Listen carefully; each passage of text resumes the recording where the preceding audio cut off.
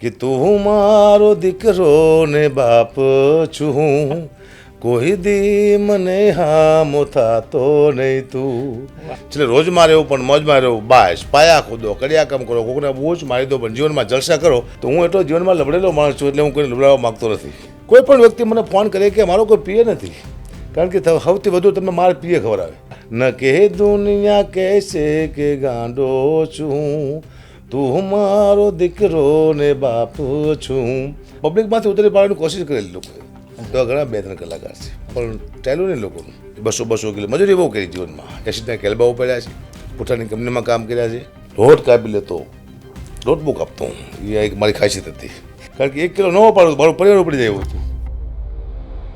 કાકર બિછાવેલી ટાકર પથારીને ઠીંગરાતા 2-4 થોરડા, અપવાસી ઊંધમૂંધ પોઢીતી ભોમ અહીં ખેંચી ખેંચીને નકોરડા. આંબાના વન એની આંખોમાં સિંચ્યા ને સિંચ્યા મેં મઘમઘતા મોગરા. વેર્યા મેં બીજ અહીં છૂટે તે હાથે, હવે વાદળ જાણે ને વસુંધરા. ગુજરાતી સાહિત્યનું ઘરેણું કહી શકાય એવા મકરંદ દવેના શબ્દોથી નવી એક શરૂઆત કરી રહ્યા છીએ. પછી વાદળ જાણે ને વસુંધરા. મોજનો મોરે મોરો પોડકાસ્ટના પ્રારંભે આજે એક એવા કલાકાર સાથે મુલાકાત કરવી છે, જેમણે ઘરમાં ખાવા માટેનો લોટ હોય તો તેલ ન હોય, અને તેલ હોય તો ચૂલો સળગાવવાની સગવડતા. દીકરીના મોતનો આઘાત હોય કે પછી માલિકની ઘંટીએ કાળી મજૂરી કરવાના દિવસો. પૈસા માટે વલખા મારતો માણસ આજે પૈસે ટકે ખૂબ જ સુખી છે, છતાં કોઈ પણ વાતનો ઘમંડ રાખ્યા વગર જગત આખાને હસાવી રહ્યો છે. હું વાત કરી રહ્યો છું હકાભા ગઢવીની, જેમણે માત્ર સ્ટેજ જ નહીં પરંતુ લાખો લોકોના દિલ જીત્યા છે. નિરાશ થઈ ગયેલા અનેક ચહેરાઓ પર સ્મિતના ઢગલા કર્યા છે. તો હકાભા, મોજનો મોરે મોરો પોડકાસ્ટમાં આપનું સ્વાગત છે. ધન્યવાદ. તો હકાભા, કેવું હાલે છે? આમ ટનાટન હાલે, એમ કંઈ ઘટતું નથી. અચ્છા, યો બરાબર છે. ઘણા બધા લોકો આપને ચાહકો છે, દુનિયામાં બહુ બધા લોકો આપને સાંભળે પણ છે અને આપના જીવનમાંથી પ્રેરણા પણ લઈ રહ્યા છે. જી. ત્યારે સવાલ એવો થાય કે હકાભાનો જન્મ કઈ જગ્યાએ થયો હતો અને એમના માતા પિતાનું નામ શું છે? મારો જન્મ થયો સુરેન્દ્રનગર જિલ્લામાં. બરોબર. અને મારા માતા પિતાનું નામ છે, પિતાજીનું નામ છે ચંદુબા અને માતાનું નામ છે પનુબા. વાહ. અને મારું નામ હતું મનર ગઢવી. અચ્છા, તો મનર ગઢવીમાંથી હકાભાની આ સફર કેવી રીતે? ગુલામનું નામ હતું હકાબા. હકો હકો કહેતા, મનર તો કોઈ કીધું નહીં, મને મનરદાન ગઢવી નામ હતું. હકો હકો કહેતા, એમાંથી ભાઈ ખાલી ભા લગાડ્યું છે. અચ્છા, ક્યાં વાત. અને હાલ કોણ કોણ છે આપના પરિવારમાં? હું છું, મારા ઘરના છે, મારી 2 દીકરી છે, 1 દીકરો છે, 5 જણા છીએ અમે. નાનું કુટુંબ, સુખી કુટુંબમાં આનંદ કરીએ છીએ બધા. જો બરાબર છે. નિશાળે ગયા છો ક્યારે? અને જો ગયા છો તો કેટલું ભણેલા છો તમે? આમ તો અત્યારે કેમ 8 સુધી પાસ કરી દે છે, આવડે કે ન આવડે એવું ટાણે હતું. અચ્છા. એટલે ભણ્યા નથી નિશાળે જ્યાંસી ઓછા, પણ સાહેબો બધા સારા હતા, પાણી લોટો ભરદો તરત પાસ કરી દેતા હતા. એટલે 8 સુધી ભણ્યા છીએ એમ ટૂંકમાં, પણ નથી ભણ્યા જેવું છે. બરાબર. એટલે પાણીનો લોટો ભરીને 8 સુધી પહોંચેલા? પગે સાહેબની સીટ બી સાફ કરી દે ને સાહેબને આમ સારો રાખતા, સાહેબ કે બરોબર છે. નિશાળ ક્યારે સાફ કરેલી કે નહીં? સ્કૂલ સાફ કરેલી ને, ઝાડવાનું પાણી પાણી ઘણું બધું કામ કર્યું નિશાળમાં એમ તો. તો આજે નિશાળે જવાનું ક્યારે મન થાય છે ખરા? જઉં છું ને. અને એ કોઈ શિક્ષક હજી હયાત હોય કે જેની પાસે તમે ભણ્યા હોય એવું કોઈ? હા, 8મા ધોરણમાં જ્યારે હું ભણતો વણા હાઈસ્કૂલ, એમાં NC રાણા એ હયાત છે. બહુ પાવરવાળા માણસ હતા, જો ડર લાગતો જેને મને હજી ડર લાગે મળવા જોતો પાવર. NC રાણા, નરપતસિંહ રાણા વણાના છે. બરાબર. પછી ધોળેકિયા સાહેબ હતા, ગાંધી સાહેબ હતા અમારા વખતે ટાણે, પોપટ સાહેબ હતા, ઘણા બધા સાહેબો હતા, અશોક સાહેબથી લઈ ઘણા બધા સાહેબો હતા. એ પાસે ભણેલો છું 8મામાં. અને 7 સુધી હું ભણ્યો મારા મસાળમાં મોઢમાણા. ત્યાં ભીખલાલ સાહેબને, ભગવાન સાહેબને, કલ્યાણ સાહેબને, વનમાળી સાહેબને, ભીખલાલ સાહેબને, ઘણા સાહેબો સાથે ભણ્યો, પણ 8 સુધી પહોંચ્યો છું પાકાભાઈ. બરાબર. આ કાર્યક્રમો સતત ચાલુ રહેતા હોય. બહુ ઓછા દિવસો હશે કે જેમાં હકાભા ઘરે હોય. બરાબર. તો આ કાર્યક્રમો દરમિયાન જમવાનું મન થાય જ્યારે પણ, અથવા તો ભૂખ લાગે ત્યારે આમ પિઝા, બર્ગર ને એવું કંઈ ભાવે કે કોઈ પર્ટિક્યુલર કંઈક વાનગી હોય એ જ તમને વધારે માફક આવે એમ? ને હું ભૂખ બહુ વેઠું છું, કારણ કે બાજુ આવું કે પિઝા બર્ગર ભાવતું નથી આપણને. ધારો કે મારો પ્રોગ્રામ શરૂ થયો 10 વાગે, સવારમાં 4 વાગે પ્રોગ્રામ પૂરો થાય, પછી 4 વાગ્યા પછી કે જમવાનું ભાવે ને થોડો ઘણો નાસ્તો ક્યાંક ઓલા વડાપાવજું ખાઈ લઈ પછી સૂઈ જાઉં ને હું 6 વાગે એટલે સાંજે 7 વાગે 6 વાગે ઉઠવું એટલે બપોરનું જમવાનું ક્યાં જાય મને ખબર નથી 7 વાગે ઉઠવું એટલે નહીં તો ત્યારે તો 8 વાગી જાય પછી એટલી બધી ભૂખ ન લાગી હોય એટલે ખાવાનું મહેનત પડતો સીધા સ્ટેજ ઉપર થઈ હવે તો ભૂખ હજી વેઠું છું પહેલાં વેઠી પણ હજી આ સુખમાં ભૂખ વેઠું છું અને પહેલી ભૂખમાં ભૂખ વેઠેલી પણ ભૂખ તો ચાલુ જ છે વેઠવાનું. અને જો ઘરે હોય તો આમ કઈ વાનગી વધારે તમને ભાવે બે કે જ વસ્તુ ભાઈ? કહું છું બટેકાનું શાક ને રોટલી ત્રીજી વસ્તુ જ ખાતો. અકાબા જ્યારે કાર્યક્રમ ન હોય એવા પણ કોઈ દિવસો હોય કે ભાઈ જ્યારે આજે કાર્યક્રમ નથી તો એ દિવસો દરમિયાન તમારી પ્રવૃત્તિ શું હોય? પરિવાર પાસે બેસું છું એને સાંભળું છું એની ફરિયાદો હોય એનું કંઈક કામકાજ હોય એને કંઈક કહેવું હોય પણ ઓછું બને એવું મહિનામાં 4-5 દિવસ હું કરી દઈશું બાકી બહાર જ હોય વધારે? ભારત તે અચ્છા, એટલે જ્યારે ઘરે હોય આમ તમે બહાર હોય ત્યારે આખી દુનિયા તમને સાંભળે અને જ્યારે તમે ઘરે હોય ત્યારે પરિવારને તમારે સાંભળવાના એવું કહી શકાય, બરાબર? 4-5 દી બહાર હું એનો મતલબ એવો થાય છે કે ધારો કે આજ મારો અમદાવાદ પ્રોગ્રામ છે કાલ નથી પમદી છે તો મારે એક દી રોકી જવાનું બરાબર. ને અથવા 2 દી પછી હોય તો હું ખોટું થકો નાખું રોકી જાઉં અમદાવાદમાં હોટલમાં ક્યાંક. પરિવારને સાંભળવું પડે છે પાકા પાયા છે અમુક સમય જવું પડે છે કારણ કે હવે તો મારે 52 વર્ષ થયા છે મારા ઘરના 2 વર્ષ મારાથી મોટા છે એ 53 વર્ષ થયા છે એટલે જીવન જીવી લીધું હવે ખાલી માત્ર ને માત્ર બાળકો માટે ભેગું કરવા માટે નથી ત્યાં એટલું કરી છે. બરાબર છે. તો બહુ ઓછા સમયગાળામાં તમે બહુ ઘણી બધી સફળતા મેળવી લીધી એમ કહીએ તો કશું ખોટું નથી, પણ એવો કોઈ કાર્યક્રમ યાદ કરો કે જે તમારો કારકિર્દીનો પહેલો કાર્યક્રમ હોય અને ત્યાંથી તમે શરૂઆત કરી હોય કે જે ઘંટી ચલાવતા હકાભાથી એક સ્ટેજના કલાકાર તરીકે હકાભા એસ્ટાબ્લિશ થયા હોય એવું એમ? હા, મારો પહેલો પ્રોગ્રામ થયો રાણેસર બાવળા તાલુકો લાગે અને માતાજીનું મંદિર છે એ રાણેસરમાં હું સાંભળવા ગયેલો ગોવિંદબા પાલિયા અને ઘણા બધા કલાકારો હતા. મારું અસ્તિત્વ જ્યારે કલાકારની દુનિયામાં નહોતું ત્યારની વાત કરું છું 20-25 વર્ષની આસપાસની વાત કરું છું. 30 રૂપિયા મારા ખીચામાં હતા વચમાં કંઈક 10 રૂપિયા ભાડું જવા માટે ઓછું હતું પણ એક શર્ટ પહેરીને બેઠો હતો ઘંટીવાળો લોટવાળો શર્ટ હતો. ગોવિંદ પાલિયાને મેં કીધું મને કીધું જોક્સને હું આવડે છે મને સાંભળ્યો પછી એને 10 મિનિટ એની કાપીને કીધું કે હકાબા ગઢવીને આપણે 10 મિનિટ સાંભળી છોકરો સારું બોલે છે. નીચે બેઠો તો ઉપર ચડ્યો 5 જોક્સ બોલ્યો પણ લોકોને મજા આવી. અચાનક વ્યક્તિ મારી પાસે આવે છે મજા આવી એટલે કે આપણે તમે કેટલા પૈસા લો છો તો મને આનંદ થઈ ગયો કે મારો 50 રૂપિયા રીતનો પગાર હતો. મને કીધું કેટલા પૈસા લો મેં તો તમે કેટલા આપશો આપણને ભાવની જ ખબર નહીં હું ભાવ કેવા આપણે પહેલી વાર પ્રોગ્રામ કરવા જઈ રહ્યા છીએ કે અમે 500 રૂપિયા આપશું. એ 500 રૂપિયા એટલે એમ થયું બસ દુનિયાના બધા સુખ આવી ગયા બહુ મોટી. અત્યારે 5 લાખ લઉં તો એટલો આનંદ 500 રૂપિયા જેવો નથી આવતો કારણ કે 50 રૂપિયા પગાર હતો અચાનક કોઈ 500 રૂપિયા આપે એટલે મોટી વાત કહેવાય. તો ત્યાંથી 500થી શરૂઆત થઈ હતી મારી. અચ્છા, તો જેતલ પર બીજો પ્રોગ્રામ મારો જેતલ પર. એ તમે જે કીધું કે કાર્યક્રમમાં પહેલી વખત મને 500 રૂપિયા મળ્યા અને એક ભાઈ ત્યારે મને પૂછવા આવેલા, તો એ કાર્યક્રમમાં તમે જે જોક્સ કીધા હતા એ પૈકીનો એકાદો કોઈ જોક્સ આપણા દર્શકો માટે કે યાદ સ્મરણમાં હોય તમને કે આ જોક્સ મેં ત્યારે સ્ટેજ પરથી રજૂ કરેલો જે મારે કારકિર્દીની શરૂઆતના સમયગાળાનો હતો? શરૂઆત હોય ને ત્યારે તમે કોઈ પણ જોક્સ લોકો એ વાયરલ થાય વાયરલ જ્યારે તમારું નામ થાય ને પછી તમે ગમે એ બોલો એ સીધું ફટ આવી જાય છે. પણ એટલાનું એક હું ચોક્કસ બોલતો કે મારા બાપુજી મને કહેતા કે મોજમાં રહેવું ન ફાવે ઘરમાં તો લોજમાં રહેવું પડે ગરમી તો હોજમાં રહેવું તલવાર બુઠી પણ ફોજમાં રહેવું ધંધો મળે કે ન મળીની ખોજમાં રહેવું નોકરી ન મળે એટલે રોજમાં રહેવું પણ મોજમાં રહેવું બાસ પાયા ખોદો કડિયા કામ કરો કોકને બહુ જ મારી દો પણ જીવનમાં જલસા કરો. આ એક હું પહેલાં કહેતો તાણે એ ચાલતું શરૂઆતમાં. બરાબર. તમે એવું કીધેલું કે એક જગ્યાએ મેં કાર્યક્રમમાં સાંભળેલું કે મને ઘણા લોકોએ લબડાવેલો છે કે પણ હું કોઈને લબડાવતો નથી કે. તો એ કઈ ઘટના? એ ઘટના એવી છે કે આ ન્યૂઝવાળા જે કોઈ પણ હું કોઈ દિવસ કોઈ પણ ન્યૂઝવાળા હોય કે યુટ્યુબર હોય કે ઇન્સ્ટાગ્રામવાળા મકાબાને એમ કે અમારે તમારું એક ઇન્ટરવ્યૂ લેવો છે મેં હજુ કોઈ ના નથી પાડી કારણ કે હું ભાગ્યશાળી છું કે આ મોકો મને મળે છે. આ બીજા કલાકારની વાત ન કરું હું મારી વાત કરું છું. બરાબર. કારણ કે તમારા થ્રુ અહીંયા આવ્યો તો મને નુકસાન નથી.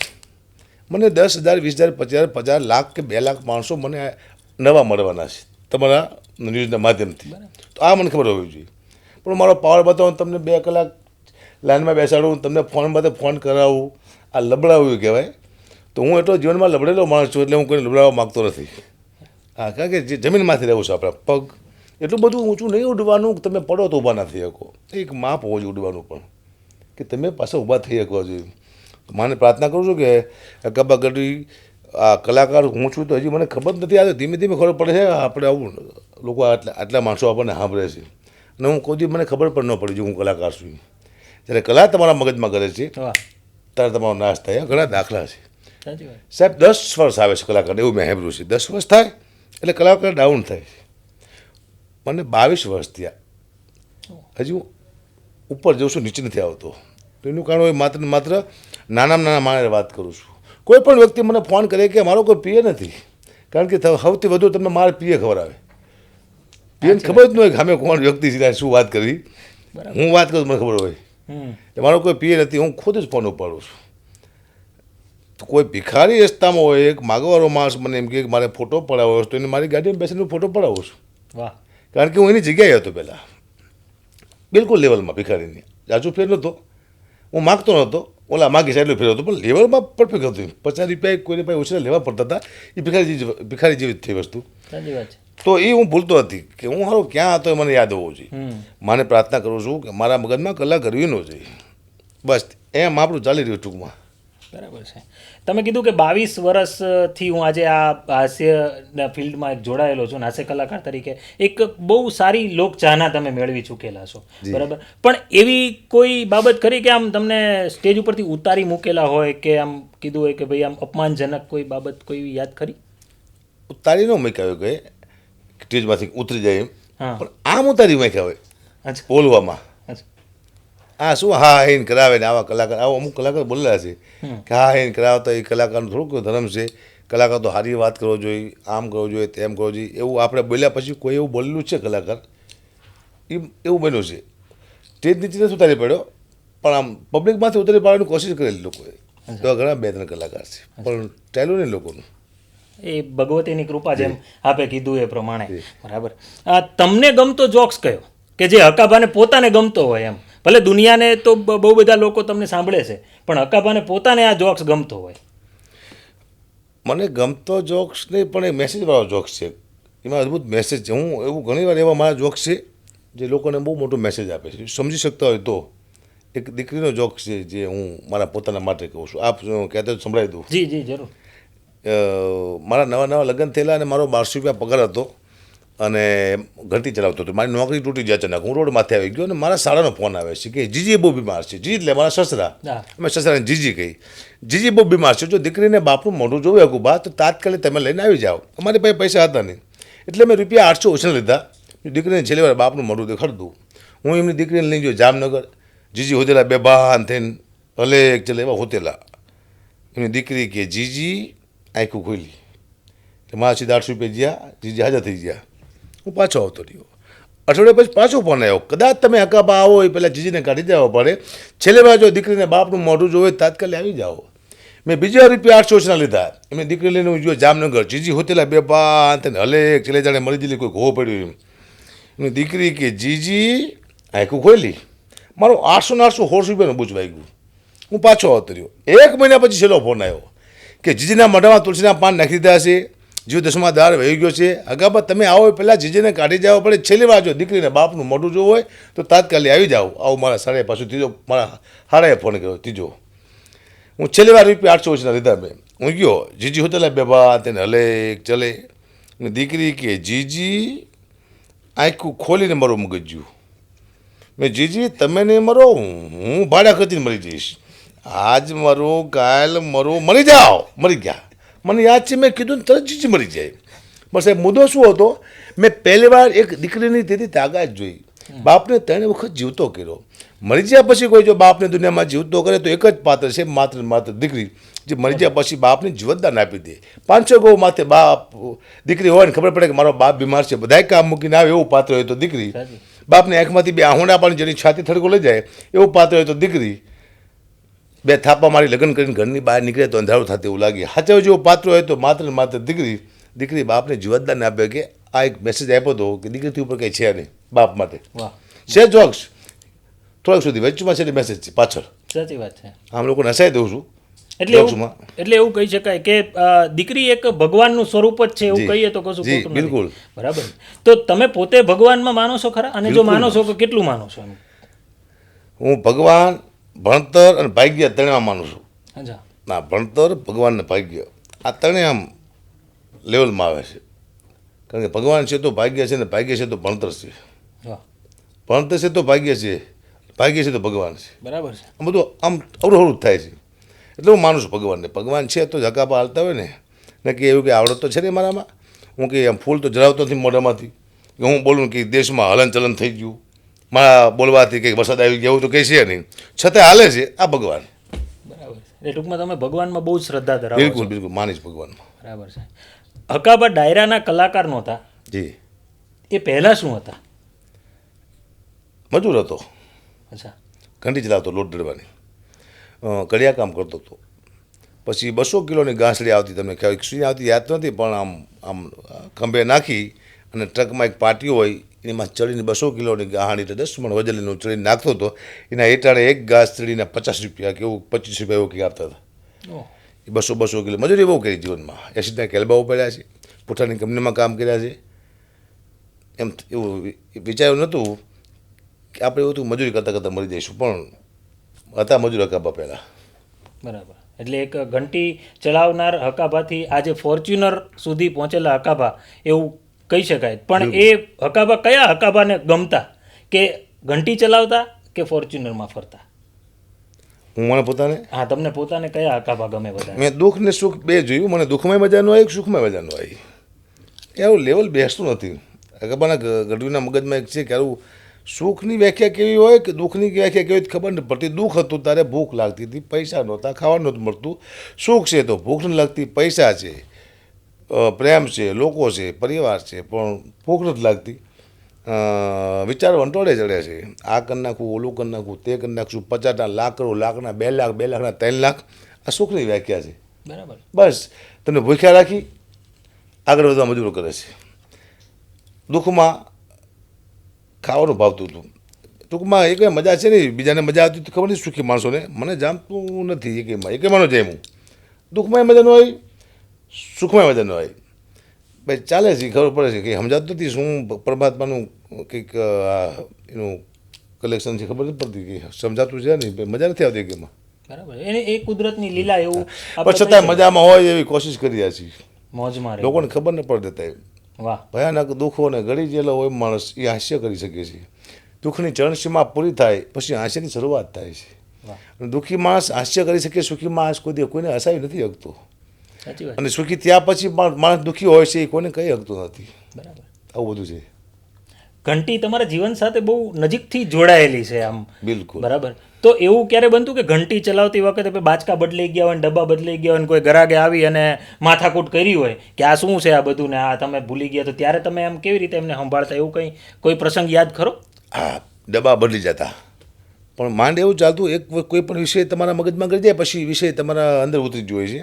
એક ડબ્બો બદલી જાય, બે હરખા હોય એટલે આ દાડીઓ પાડે બેનો. પણ હું જે બોલતો એથી કંઈક અલગ લોકો હસવા માંડતા. હા, એમાં હાસ્ય કલાકાર થયો છું. મને એવું લાગ્યું કે મારામાં કંઈક ટોન છે, હું બોલું ને લોકો હસે છે, એવા ટ્રાય કરવા જેવી ખરી.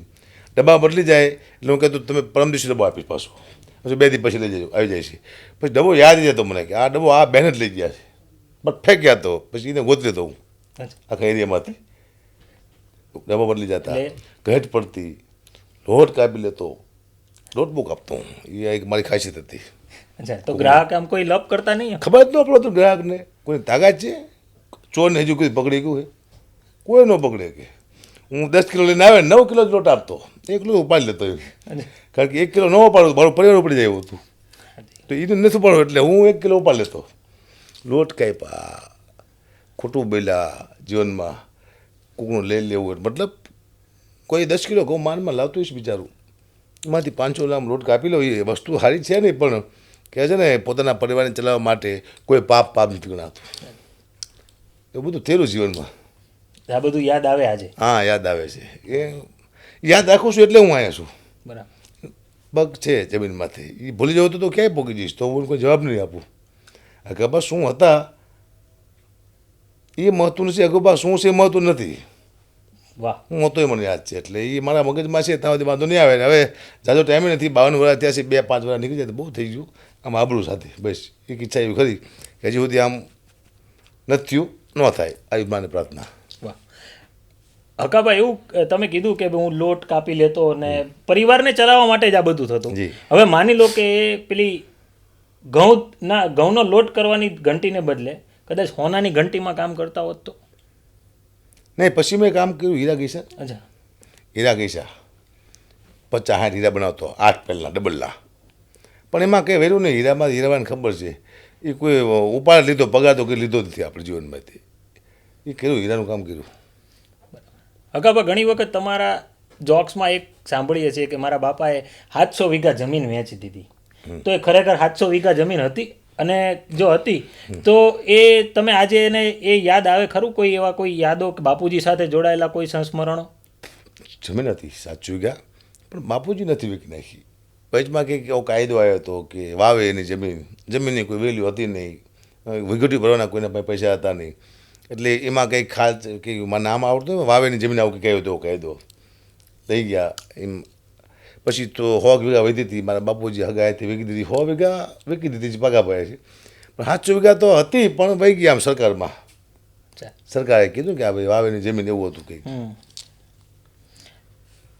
તું મારો દીકરો ને બાપો હું, એવું એક ગીતની કડીઓ તમે અવારનવાર કાર્યક્રમોમાં ગાતા હોવ છો, તો આપણા દર્શકોને પણ એ સંભળાવો. અને એ લખવાની પ્રેરણા તમને ક્યાંથી મળી?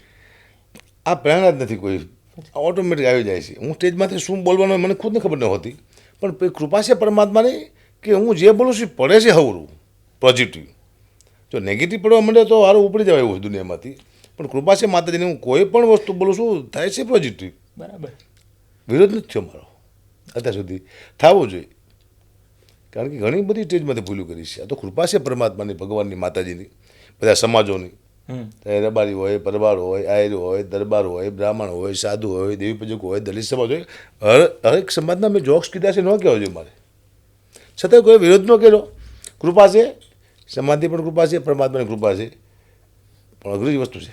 તો એ ગીત તમે તમારા મોઢે અમારા દર્શકોને સાંભળવું તો ગમશે? તું મારો દરિયો ને છાંટો, એવા ગીત મેં સાંભળ્યું ને. મારો દીકરો બાજુમાં બેઠો હતો તો અચાનક હું ખડી નીકળી જઈ કે તું મારો દીકરો ને બાપ છું, કોઈ દી મને હામો થાતો નહીં તું, ન કે દુનિયા કહેશે કે ગાંડો છું, તું મારો દીકરો ને બાપ છું. ઓટોમેટિક નીકળી ગયું અને લોકોને મજા આવી ને ઉપડી ગયું, લોકોએ વધાવી લીધું. અચાનક નીકળેલી વસ્તુ હંમેશા ઉપડી જાય છે, યાદ રાખો. અચાનક નીકળેલી હાસ્ય બે પ્રકારના આવે છે. એક હાસ્ય છે લોકોને આનંદ આપે છે, એક હાસ્ય છે લોકોને દુઃખ આપે છે.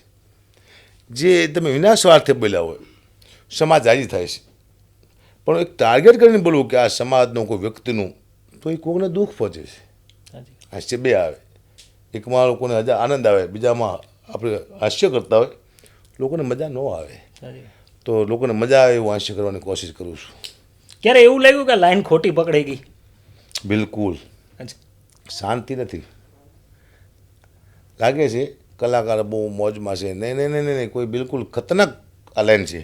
આમાં જે આવી જાય ને પૂછો કેટલા લોકોને ફોનમાં જવાબ આપવાના. એક જ ભૂલ થાય સીધી લોકો પકડી લેશે ને માફી સિવાય વાત ન કરતા. કેટલા બધા કલાકારો છે જેને રોજ 50 ગાયરું ખાવી પડે છે. એટલા એવા કલાકારો છે જેને કદાચ 5-25 રૂપિયા આપવા પણ પડતા હશે કોકને. આવું બની શકતું હશે. અને સ્ટેજમાંથી આવીને કલાકાર ડરે છે. એક સમય ચેન્જ થયો છે, ક્યાં પરિવર્તન. પહેલાં એવું નહોતું. જૂના કલાકાર તમે જુઓ, જેટલા પણ જૂના કલાકાર છે પૈસા ઓછા હતા, ઇજ્જત જાજી હતી. એને કોઈ વિરોધ નથી. આ પૈસા ઝાઝા છે, ઇજ્જત નથી. ગમે આવીને લાફો મારે સ્ટેજમાં તમને. હા, ફેરફાર થઈ રહ્યો છે. ડર લાગે સ્ટેજમાંથી કે કોઈને ખોટું લાગશે, આ છે તે છે. અને લોકો આ સોશિયલ મીડિયા તો ડેન્જર વસ્તુ છે. ઈચ્છા પડે લોકો લખી નાખે. હું તો કોમેન્ટમાં વાંચતો નથી. આ તો મોરારી બાપુને ગાયું દે છે, કૃષ્ણ ભગવાનને ગાયું દે છે, રામને આ પબ્લિક ગાયું દે છે. કલાકાર, કથાકાર હોય, રાજકારણી હોય, કોઈ પણ વ્યક્તિ હોય, તમે ન્યૂઝ હોય તો તમારી વાંચી નીચે કોમેન્ટ આવે તો આવે જ ત્યાં. ખરાબ માણસોને ખરાબ જ લખવું છે ને, લખવાના છે કોમેન્ટું ખરાબ. અમે સંસ્કૃતિ સાચવવાની કોશિશ કરી છે કે અકાબા હોય કે રાજાબા હોય કે કોઈ પણ દુનિયાનો કલાકાર હોય એ સંસ્કૃતિ સાચવવા માટે આવ્યો છે. અમે હું સાચવી સંસ્કૃતિને અમે 2-5 વાર તો હારી કરી પણ ઇન્સ્ટાગ્રામ ખોલશે સીધી ગાયરું આવશે અંદર કે સારી વસ્તુ આવતી જ નથી. સંસ્કૃતિ અમારી તાકાત તમે સંસ્કૃતિ સાચવી ગયા અમે સાચવી જઈએ તો સંસ્કૃતિ સાચવી છે. બરાબર. મુદ્દો આ છે એટલે અઘરી વસ્તુ છે આ. તો આવા કોમેન્ટ કરનારાઓને તમે શું સલાહ આપશો? એ કોમેન્ટ કરવાને સલાહ એ આપું છું કે જ્યારે તમે એક ગાય લખો છો તો તમારે એમ નહીં માનવાનું કે હકાભાઈ ગાય સાંભળે છે, એ તમારો સમાજ જોવે છે, એ તમારી દીકરી, તમારી બેન, તમારો ભાઈ, તમારી મા, તમારા બાપ, આ બધા તમારી કોમેન્ટ વાંચી રહ્યા છે. તમારી બેનને એમ થાય છે કે મારો ભાઈ આવું લખે છે, તમારા દીકરાને એમ થાય છે કે મારો બાપ આવું લખે છે, તમારા બાપને એમ થાય છે કે મારો દીકરો આવું લખે છે, હવે તમારા સમાજને એમ થાય છે કે અમારો સંબંધ છોકરો આવું લખે છે. તમે એવું ના માનશો કે તમે કોઈ પણ કલાકાર, કથાકાર, રાજકીય માણસ હોય, સંતો હોય, મંતો હોય, તમે એને ખરાબ કોમેન્ટ લખો, તમે ન માનશો કે એ લોકો વાંચે છે એની પાસે ટાઈમ છે જ નહીં. વાંચે છે તમારો સમાજ, તમારી દીકરી, તમારા મા, તમારા બાપ. એટલે વિચારીને લખવાનું કે આપણો પરિવાર આપણે માટે શું વિચારશે. આ એક એ લોકોમાં સેન્સ, કોમન સેન્સ કે યાર શું લખવું. એને કે ભાઈ મેં લખ્યું એટલે કોઈ જોતું નથી. એટલે ફેસબુકમાં તારા બેન છે, તારો ભાઈ છે, બધા તારા મિત્ર છે, ફ્રેન્ડ છે બધા, તો બધા જોવાના જ તે. એટલે હું બધાને કહું છું જે ખરાબ કોમેન્ટ લખતા હોય લખો તો હારી લખો, તમારી બેન દીકરી રાજી થાય યાર, તમારા મા બાપ રાજી થાય એવું કંઈક લખજો. તમારો આ સંદેશો એવા જે ખરાબ કોમેન્ટો કરનારા લોકો સુધી પહોંચે અને એમાંથી પ્રેરણા લે એવી આપણે ભગવાનને પ્રાર્થના કરી આગળ વધીએ. આજકાલ આત્મહત્યાની ઘટનાઓ છાસવારે બને છે. નાની નાની બાબતમાં કાં કોઈ તળાવમાં કૂદશે, કાં કોઈ નદી પૂરશે, અથવા તો ઘરે કોઈ આપઘાત કરશે. તો આવા લોકોને તમે શું સંદેશો આપવા માગો છો કે જે આપઘાતનો જે વિચાર કરી રહ્યા છે? પહેલી વાત આપઘાત નાની બાબત છે જ નહીં. નાની બાબતમાં માણસ મરે નહીં. પહેલી વાત એ નાની બાબત એ ભયાનક બાબતો તારે માણસ મૃત્યુ પામે એ તમને નાની લાગતી હોય આપણને કે ભાઈ આટલા મરી ગયું, એ આપણને પાછું કહેતો જ ન હોય. હકીકતમાં બાબત શું છે કહેતો નહીં. છોકરાને એમ કીધું અહીંથી મારે ગોસા લાવ્યો કાં તો કાઢી મૂક્યો અથવા ગાય દીધી લગ્ન કરવાને આને ના પાડી, છોકરાને 2 શબ્દો મા બાપ બોલ્યા ને અથવા જુગારમાં હારી ગયો ને એવું નથી હોતું. કંઈક બીજું કારણ હોય છે જે તમારો બાળક, તમારી પત્ની, તમારો મા, તમારા બાપ જે કોઈ આત્મહત્યા કરે એ દેખાડતા નથી પૂરેપૂરું. કરજાવાળા હોય છે. આ અમુક એવા કારણ હોય છે. કરજાવાળા મારતા હોય છે, ધમકી આપતા હોય છે, પોતાની દીકરી સામે નીચા પડતા હોય છે અથવા પોતાના બાપ સામે નીચા પડતા હોય છે, તો આત્મહત્યા કરી લે છે. પણ જેટલી હિંમત આત્મહત્યા કરવામાં જો બતાવે છે એટલી હિંમત જીવવામાં બતાવે તો મોટી વાત છે. જેટલી હિંમત આત્મહત્યા કરવામાં બતાવે છે એટલી હિંમત જો જીવવામાં બતાવી દે તો આગળ નીકળી જાય. પણ અઘરી વસ્તુ છે. એવું શું તમે આજે પણ ઘણી વખત તમે તમારી દીકરીને યાદ કરતા હોવ છો? જી. જેનું તમારી પાસે જ્યારે પૈસા નહોતા તમે કીધું અને દીકરીનું દેહાંત થયું, તો આજે દીકરી યાદ આવે ત્યારે કોઈ કાર્યક્રમમાં અચાનક એ દીકરી તમને યાદ આવી ગઈ હોય કે એવો કોઈ પ્રસંગ ખરો કે અચાનક એ દીકરી તમને માનસપટ પર છવાઈ ગઈ હોય કે એ પ્રસંગ તમને યાદ આવી ગયો હોય કે મારી પાસે પૈસા નહોતા અને મારી દીકરીને, એ શું ઘટના શું હતી આખી? દીકરી યાદ આવે ને એ જાતી જ નથી મગજમાંથી. એનું કારણ છે કે મને યાદ છે મારી પાસે 150 રૂપિયા હતા અને પગાર હતા કે 1200-1300 હતો. હતા 150 રૂપિયા અને મારી દીકરીને વીછી કર્યો, એને તોડો પડ્યો હાંસી તમારા એવો ચોંટી ગયો હતો. મને ખ્યાલ આવ્યો કે દીકરી મારી રહેશે નહીં કારણ કે વીછી ડંખ નહોતો મને ચોંટી ગયો હતો. દવાખાને લઈ ગયા એલજીમાં, સરકારી દવાખાનું હતું. ડૉક્ટરે કોઈ ધ્યાન નહોતું આપ્યું તેને મારી દીકરીમાં, કારણ કે હું નાનો માણસ હતો બિલકુલ, અને હમણાં મોટો થયો તોય ધ્યાન નથી આપ્યું. હું તો નાનો ત્યારે લાઈનમાં ઉભો રહ્યો હું દવાખાનાની, અને અહીંયા સુધી પહોંચ્યા તોય દવાખાના લાઈનમાં તો 2 વાર ઉભો રહ્યો છું. અને 2 કિસ્સા સેમ ટુ સેમ હતા. મારી દીકરીને દવાખાને દાખલ કરી, ડૉક્ટરે 5000નું બિલ બનાવ્યું, 5 થી 6000નું. દવા લઈ આવો બહારથી, અમે નહીં આપી. પોઈઝનના નિશાન હતા કંઈક, પોઈઝન અમે પોઈઝન મારું ઉપર આવા કંઈક હતા. મારી પાસે 150 રૂપિયા હતા, નહોતા પૈસા મારી પાસે. મેં ઘણા લોકોને કીધું, કોઈ આપ્યા નહીં. સામું પગે લઈને ઉભો રહ્યો મારી દીકરીને, મારી પાસે નથી, આપ કરજે. અને ડૉક્ટરે પછી યાદ ઉજા કરે નહીં હોય તો નહીં બચી દીકરી તમારી એલજીમાં. એ ધારે તો બતાવી વખત, પણ હું માનું છું કે ભાઈ સમય એનું લખવું હોય છે. આ મારા જીવનમાં ઘડી જો પછી મને જીવવાની મજા નથી. મેં આપણે જીવાય નહીં. જો તમે તમારા બાળકને બતાવી ન શકો તો તમને કોઈ જીવવાનો અધિકાર નથી ને પેદા કરવાનો અધિકાર નથી. આવું મારા મગજમાં વારંવાર આવવા મળ્યું કે ન જીવાય. બાળકને પેદા કરો તો વિચારવું પડે પહેલાં કે આપણે ખવડાવીએ શું કે નહીં ખવડાવી. લગાતાર ઘૂમતો હતો, એમ થાય કે હવે જીવાય જ નહીં આપણે મગજમાં. અચાનક એવો બનાવ્યો મારી સામે કે એક મારો મિત્ર પ્રધાન ગઢવી છે, કલાકાર છે, એકને એક દીકરો હતો 5 વર્ષનો. એવો કોઈ વાયરસ આવ્યો હતો, એ આખી સુટકેસ ભરીને પૈસાનો ઉભેલો, મારા દીકરાને બચાવી લો, દીકરાને ન બચાવી ગયા. તો મને તરત લાઈટ થઈ. પરમાત્મા મને સૂચવે છે કે તારે પાસે પૈસા નહોતા અને તારી દીકરી મરી જાય એ વાત જવા દે, પૈસા હતા એને દીકરા મરી જાય. આ એક નિમિત્ત છે પરમાત્માનું. આમાં તું એમ ના માનતો કે તારી પાસે પૈસા નહોતા અને તારી દીકરી મરી જાય, આ પૈસાની સુટકેસ ભરી છે તો એ વહી ગયો એમ. એટલે પછી મેં મને લીધું કે હા ગુજરાતનું કંઈક અદ્ભુત આયોજન છે કે પૈસા હોય કે ન હોય એ નિમિત્ત પૂરું થાય એટલે માણસ વહી જાય દુનિયામાંથી. ત્યાંથી મને જીવવાની મજા આવી કે ભાઈ હવે આપણે કોઈ ભૂલ નથી કરી, નિમિત્ત બની છોકરી આવીને વહી ગઈ, વાત પૂરી થઈ ગઈ. દુઃખ થયું થોડી વાર. દીકરીની વાત નીકળી છે. આપણે કાર્યક્રમની શરૂઆતમાં જ કીધું કે આપના પરિવારમાં આજે બી 2 દીકરીઓ છે. જી. તો એ અત્યારે હાલ શું અભ્યાસ કરે છે કે અભ્યાસ નથી કરતા કે શું કરી રહ્યા છે અત્યારે? 2 દીકરી છે મારી. એક આલોકિત છે જેને હું પૂજા કરું છું, જેને હું રોજ પગે લાગી નીકળું છું. પગે લાગી નીકળો છો. એક દીકરી મારી કોલેજ કરે છે, એકની કોલેજ પૂરી થઈ ગઈ. એક શિવ ઉપાસક છે, શિવ ભક્ત જેનો જીવથી કંઈ લેવા દેવા નથી, લગ્ન નથી કરવા ના પાડતી હતી. નાની દીકરીને હગી કરી નાખી, મોટી નથી કરવા. એને ઘણીવાર પૂછ્યું મેં એને કે હું નહીં હોય તો તારું શું થાય છે? તારી દીકરી એમ કહે છે કે તમને ખબર છે આગળ શું થવાનું છે? કીધું ના, એ શિવ પુરાણ હોય, ગીતા હોય, મહાભારત હોય, ગરુડ આખા પુસ્તકો વાંચવાના, શિવની પૂજા કરવાની. હકબામાં કદાચ એનું ધ્યાન નહીં હોય એવું બને છે. મેં એકવાર કીધું બધું લગ્ન કરવા બેટા હું નહીં હોય તો શું થાય છે? તો એને મને એક સવાલ કર્યો, પપ્પા ગીતાજીમાં તમારા હર એક પ્રશ્નનો જવાબ હોય છે. તમને કોઈ પણ પ્રશ્ન મૂંઝવતો હોય, ગીતાજીનું કોઈ પણ પન્નું ખોલો, એનો જવાબ તમને અંદર મળશે. આ તો સારું અશક્ય છે, મેં તો કદી ગીતાજી વાંચી નથી. મેં તો હું કોઈ પણ પ્રશ્ન મૂંઝવતો હોય આમાં નીકળે કે હા, મેં તો ગીતા તે હાથમાં લીધી. મેં પાકા પાયે છે ને તું કા, એટલે મેં કીધું કે મને મારા દીકરીની લગ્નની ચિંતા છે, તો આપણું બાળક આપણું કેમ ન માને? મેં તો ખોલા ખૂબ પન્નું, મેં સીધું કોઈ પણ પન્નું કીધું ખોલું, સીધા 2 વચમાંથી જ ખોલ્યું પન્નું. તો એ 2 પન્ના પહેલી વાર કોરા નીકળ્યા. ગીતામાં કોરા પન્ના હોય નહીં. પછી મેં માંડી વાળ્યું હું મારા દીકરાને લગ્ન નહીં કરું, કારણ કે અમે ઘણી ભૂલ કરેલી છે. અમારી આવી માતાજીઓ આવા કોઈ એવા પવિત્ર આત્મા આવી ગયા હોય અને જબરજસ્ત લગ્ન કરાવી દીધા હોય, પાપ લાગે. પછી ને પગે લાગું છું, નીકળું છું. આ કબાનું હાલે છે. માત્ર ને માત્ર દીકરી મારી માટે ભગવાન માતાજી છે, મોટી દીકરી.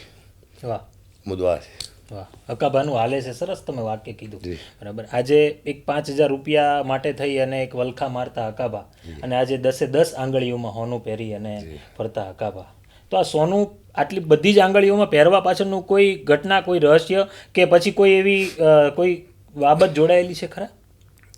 એક નોકરી કરતો શેઠના અહીંયા, મારા પોતાના હતા. એની પાસે ચાંદીની વીંટી હતી. મારી સગે થયેલી મેં કીધું ચાંદીની વીંટી આપો ને, તારી વ્યક્તિ મને એમ કહે છે કે આની માટે ભાગ્ય જોઈએ. હકા નસીબ લઈને આવવું પડે તારી વીંટી થાય છે. તમે દુર્ભાગ્ય લખીને આવ્યા છો, આખી જિંદગી તમે આમ નામ રહેવાના છો. આ તારો 150 રૂપિયા પગાર છે, 2,000 3,000 છેલ્લે તમારો 10,000 પગાર એસીથી વધુ નહીં હોય. અમે ભાગ્ય લઈને આવ્યા છીએ, તો અમે આખી જિંદગી આમ રહેવાના છીએ. તમે નસીબ લઈને નથી આવ્યા, આવું મને કહેવામાં આવ્યું હતું. તારે મેં કીધેલું કે સમય શેઠ બદલી જાય છે, વાર નથી લાગતી. અને સમય ચેન્જ થયો, 10 અંગા વીંટી પહેરી માત્ર એના માટે જ તે. હું જય માતા કહું છું, તમે જય માતાજી. પછી બીજી વાત છે વીંટી પહેરવાનું કારણ છે. ઘણા કેમ કે હકુબા આ વીંટીયું પહેરો ને આ બધું ફોનું પહેરો છો ને ફોર્ચ્યુનર ગાડી લઈને ફરો છો, સીન નાખવાનું કારણ શું? તારે મેં સીન નથી નાખતો. તો એકવાર કીધું મહાભારતના યુદ્ધને 5 દિવસની વાર હતી ને, કૃષ્ણ ભગવાનને કીધું એના મિત્રને કે એક ટ્રાય કરીએ, આપણે બધાને મનાવી લઈએ. દ્રોણગુરુ હોય, ભીષ્મ પિતા હોય, દુર્યોધન હોય, બધાને જો માની જાય તો મહાભારતનું યુદ્ધ બંધ થઈ જાય અને લોકો બચી જાય. રોજ કૃષ્ણ ભગવાન પોતાના મિત્ર સાથે જાય મનાવવા માટે, જાય આવે. એમાં એક દિવસ કૃષ્ણ ભગવાન ન આવ્યા એટલે મિત્રએ કીધું કૃષ્ણ ભગવાન કેમ ન આવ્યા? એમના ઘરે ગયા. ભગવાન ક્યાં છે કે બેસો તૈયાર થાય છે. કલાક 2 કલાક 3 કલાક 4 કલાક 5 કલાક પછી ભગવાન નીકળ્યા, પણ મોંઘો મુગટ પહેરેલો, મોંઘા અલંકાર, મોંઘી વીંટીઓ, મોંઘા કપડાં, મોંઘી મોજડી, એટલા વસ્ત્રો મોંઘા પહેરીને ભગવાન બહાર નીકળ્યા. એટલે મિત્રએ કીધું કે આજ પહેલી વાર આટલા મોંઘા વસ્ત્રો અલંકાર આ પહેરવાનું કારણ શું? તારે ભગવાને કીધું કે આજ જેને મનાવવા જઈશી એ જઈશી આપણે દુર્યોધનના ઘરે. એ મારી અંદર શું છે નથી જોવાનો, મારી બહાર શું છે જોવાનો છે. એમાં હકાબાની અંદર શું છે દુનિયા જોતી, હકાબાની બહાર શું છે જોવે છે. મને અત્યારે કોઈ નક્કી કરવા આવે ને પ્રોગ્રામ, નક્કી કરી લે કે આ 10,000માં નહીં આવે, એનું કારણ છે આ. બાકી હું એક શર્ટ પેન્ટ પહેલું એક અલ્ટો ગાડી લઈ લઉં, નક્કી કરી 1,500 રૂપિયામાં આવશે. આ લોકો નક્કી કરી લે, આપણે કરવું જ નથી પડતું. તમારું આખું ચહેરો બેરો જોઈને મારા દીકરા અલ્ટો લઈ લઉં અને એક પેન્ટ શર્ટ પહેરી લઉં, એટલે આ લોકો નક્કી લે કે 1,500માં જ આવે. હવે આ લોકો નક્કી કરે કે 10,000માં ન આવ્યું, લોકો નક્કી કરી નાખે. આ કારણ છે, લોકોને દેખાવા જોઈએ. ચહેરાની તમે વાત કરી હમણાં વચ્ચે, તો એવું ક્યારે બન્યું કે આમ તમે બહાર નીકળ્યા હોય અને કોઈ ડરી ગયું હોય કે એવું કંઈ એમ કોઈને બીક લાગી ગઈ હોય? ના, એવું તો કોઈ ડરી જેવું દાખલા છે નહીં. નાના બાળકો અમુક બીજા થાય છે બિચારા, ઓલા ફોટા પાડવા આવે તો રાડો પાડવા માંડે, એને એન્શન મારવા એવું લાગે. હું છોકરા નાના હોય બિચારા તો એ મા બાપ લઈને આવે છે અને બહુ પછતાય કે છોકરાને ખોટા લઈ ગયા આપણે, કારણ કે 30 મિનિટ તો એને સારા રાખવામાં જાય, જેવા પ્રોબ્લેમ થાય છે. એક ગંભીર વાત કરીએ કાકા, કે આજકાલ ઘણી બધી બાબતો એવી બને છે કે કલાકારને અંદરો અંદર ડખા થાય છે. જી. નાની નાની બાબતોમાં આપણે મીડિયામાં ને એમાં બધે જોતા રહીએ છીએ કે ડખા થાય છે, વિવાદો થતા રહે છે. તો તમને પોતાને આવું જ્યારે વિવાદ થાય ત્યારે તમને પોતાને કેવી લાગણી આમ થાય? એ તો વિવાદો તો એક થવાના. કલાકારની લાઈન એવી છે ને, ધારો કે આ કાપા ગઢવીથી કોઈ આગળ કલાકાર સારું બોલતો હોય ને તાલીઓ પડવા મળે તો મને નહીં ગમતો. એ કંઈ દાખલો છે આપું છું. મારે એવું વિચાર્યું ભગવાનનો વિચારે ઈશ્વરનો ભાવ પેદા થાય. આ આગળ હોય જશે તો એને પાડી દો, ઉલ્લાડી સીધો. કલાકારમાં ઈશ્વરનો ભાવ છે. ભયાનક રાજકારણ છે, ડેન્જર. તમારો વારો ન આવવા દેવા, સાવન ધીમું કરી નાખવું, વગાડવાનું બધું સેટ ગોઠવી નાખવું, આવું બધું અમારી દુનિયામાં ચાલ્યા રાખે છે. પણ એમાંથી પાર નીકળી જાય એ પરમાત્માની કૃપા કહેવાય. બાકી આવું છે, વિવાદ એવું થયા રાખશે. હકાભા અહીંયા સુધી પહોંચ્યા એમાં ખરેખર તમે કોનો આભાર માનો છો? હું માતાજીનો, મારી કુળદેવીનો આભાર માનું છું. એવા કોઈ મિત્રો કે જેને તમને અહીંયા મિત્રો એવા સ્ટેજ માથે બેસાડાવ્યા મિત્ર પણ જ્યારે શરૂઆત થઈ ત્યારે કીર્તિભાઈ ગઢવી છે, માયાભાઈ આહિર છે, આ લોકોએ મને પ્રોત્સાહન આપ્યું. એના પહેલાં મને બહેરો, માયાભાઈ આહિર એને પહેલાં મને બહેરો, પછી માયાભાઈ બે હતા. કારણ કે માયાભાઈ બોલે પછી તો હું હાલું છું ને, હું નામ જ નહોતું, પણ હું બોલું ને માયાભાઈ આહિર ડાન્સ કરતા હોય તો સારું લાગે, તો એ મોટી હેલ્પ કહેવાય. કીર્તિભાઈ ગઢવી એમ કહેતા હોય પબ્લિકમાં, ગગાબા ગઢવી આવ્યા છે ને તમે સાંભળો, નહીં મજા આવે તો હું મારા પૈસા નહીં લઉં, મોટી વાત કહેવાય. ન્યૂઝ 18 ગુજરાતીના દર્શકોને તમે શું સંદેશો આપવા માગો છો?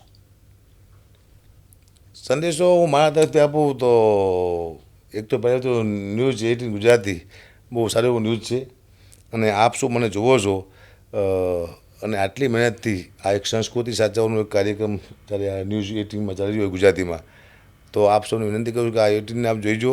કલાકાર સારા સારા અહીંયા આવવાના છે પોસ્ટકાસ્ટમાં, એટલે આપ ચોક્કસ જોઈજો અને પ્રેમથી બધા રહેજો. કોઈની ઈર્ષા બિરસા બધું મૂકી દીજો, કારણ કે મને ખબર છે ઘડી પલકી ખબર નહીં કરે, કલકી બાદ એક ક્ષણની વાર લાગશે અહીં જતા, તો બધું તારું મારું બધું છે મોંમાં. હું કહું છું પણ હું કદાચ પાલન નહીં કરી શકતો, પણ એકબીજાથી પ્રેમ કરજો. મિત્ર હોય કદાચ ભૂલ થઈ તો માફ કરી દેવું, પ્રેમ લાગણી આવું કહું છું. ગુજરાતને દેશને સાચવવું હોય તો એકબીજાથી પ્રેમ કરો. એક નાનકડો રેપિડ રાઉન્ડ કરી રહીએ, એમાં એ રેપિડ રાઉન્ડમાં તમારે એક ફટાફટ જવાબ આપવાના છે. લાંબો સમય તમારો પણ વધારે આપણે નથી લેવો. તમને પોતાને ઘંટી હંકારતા હકાભા ગમે કે ફોર્ચ્યુનરમાં ફરતા? ઘંટી હંકારતા. ઓકે. હકાભા કેટલું કમાય છે? 10 લાખ રૂપિયા. એવું શું છે કે જે હકાભા પામવા માગે છે? પરમાત્મા. હકાભાને ગમતું ગીત કયું? ચલતે ચલતે. હકાભા બોલિવૂડમાં હોત તો કયા રોલ કરવાનું પસંદ? વિલનનો કરે રોલ. વિલનનો. વાહ. રાજકારણમાં જવાની ઈચ્છા ખરી? ઈચ્છા નથી. અચ્છા, કેમ? નથી મજા આવતી. ઓકે. હકાભા માટે દેવપગલી એટલે શું? બહુ સારો છોકરો છે, નિખાલસ છે અને બહુ નીચેથી ઉપર આવ્યો છે. હકાભા માટે ગમન સાંથલ? બહુ સારો વ્યક્તિ છે, એક તરત લોકોમાંથી વિશ્વાસ મૂકી દે. વાહ. માયાભાઈ આહિર માટે હકાભાનું શું કહેવું છે? બહુ સારા સજ્જન માણસ છે, લોકોની ચિંતા કરે છે, ઘણા બધા કલાકારને એને પ્લેટફોર્મ આપ્યું છે. હકાભા માટે પરિવાર એટલે? પરિવાર એટલે બસ મારું જીવન છે, પરિવાર મારું. ક્યાં વાત. છેલ્લો સવાલ. જી. હકાભા માટે હકાભા એટલે શું? એક ભમેડા જેવું કામ છે મારું. ફરતો ને લોકો જોઈ રહ્યા શું કરશે, પડી જાય. ફરે ને લોકો જોઈ રહ્યા શું કરશે, હવે કંઈ ન કરે, ફરદીને પડી જાય. ભમેડા જેવું જીવન છે મારું હકાભા. બહુ સરસ હકાભા, તમે અમારા ન્યૂઝ 18 ગુજરાતીના પોડકાસ્ટ મોજનો મોરે મોરો માં પધાર્યા, એ બદલ તમારો અમે આભાર માનીએ છીએ. ધન્યવાદ. નમસ્કાર. લોકોના હૃદય ઉપર રાજ કરનારા એવા હાસ્ય કલાકાર હકાભા ગઢવીના જીવન કવન વિશે અનેક એવી બાબતો જાણી કે જે દુનિયા સમક્ષ ઓછી જાહેર થયેલી છે. ત્યારે આવા બીજા પોડકાસ્ટ માટે જોતા રહો ન્યૂઝ 18 ગુજરાતી. Thank you.